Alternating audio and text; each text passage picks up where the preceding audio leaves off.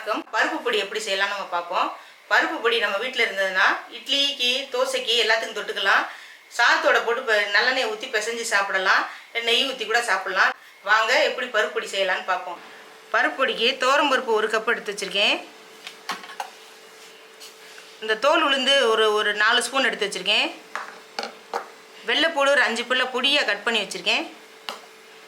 அப்புறம் மிளகாய் வத்தல் நம்ம உரப்பு காரத்துக்கு தகுந்த மாதிரி போட்டுக்குங்க.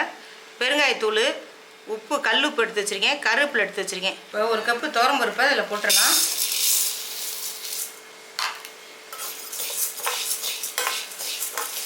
பருப்பை நல்லா செவக்க வறுத்துக்குங்க. கைவிடாமல் வறுக்கணும், இல்லைன்னா இப்போ லேசாக கருப்பாயிரும். ஒன்று போல் செவப்பாக வறுத்துக்கிறணும். நம்ம கொஞ்சம் சிம்மில் வச்சே வறுத்துக்குங்க. கல்லுப்பு பருப்புலேயே போட்டுடலாம்.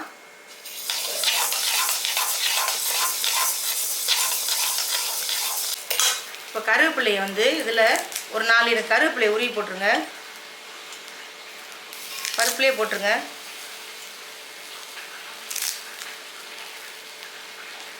இதில் போட்டிங்கன்னா பருப்பு ஹீட்லேயே அந்த கருவேப்பிலை நல்லா பொரிஞ்சிரும்.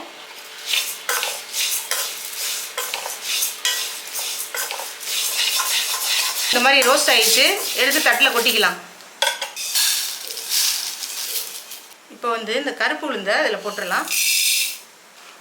காரத்துக்கு ஏற்ற மாதிரி இந்த மிளகாயும் இதில் போட்டுருவோம்.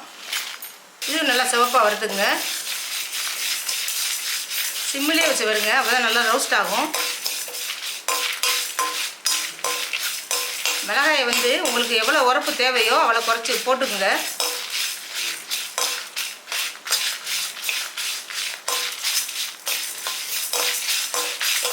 இந்த வெள்ளைப்பூடையும் இதில் போட்டுடலாம். ஒரு 5 பல்ல பொடியாக கட் பண்ணி வச்சுருக்கேன். இதையும் இதில் போட்டுருங்க. வெள்ளைப்பூடு நல்லா வாசமாக இருக்கும். இப்போ வெள்ளைப்பூடு நல்லா வதங்கிடுச்சு. வெள்ளைப்பூடு வாயு தொல்லையெல்லாம் நீக்கிடும். அதனால் வெள்ளைப்பூடு கண்டிப்பாக சேருங்க.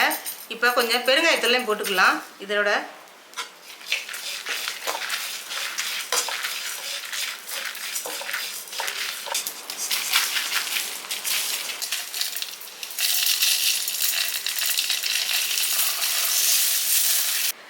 பாருங்கள், பருப்பு பொடி நல்லா அரைச்சி வந்துருச்சு.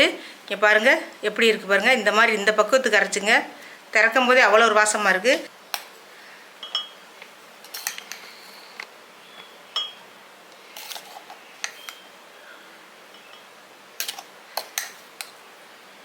இப்போ நம்ம பருப்பு பொடி சூப்பராக பண்ணிட்டோம். இதே மாதிரி நீங்கள் எப்படி பருப்பு பொடி பண்ணுவீங்கன்னு எனக்கு கமெண்ட் செக்ஷனில் சொல்லுங்கள். நான் எல்லா கமெண்ட்டுமே பதில் சொல்கிறேன். சேனலை சப்ஸ்கிரைப் பண்ணுங்கள். இப்போ தான் சேனலை ஆரம்பிச்சிருக்கோம். கொஞ்சம் வளர்த்து விடுங்க அது சேனலை.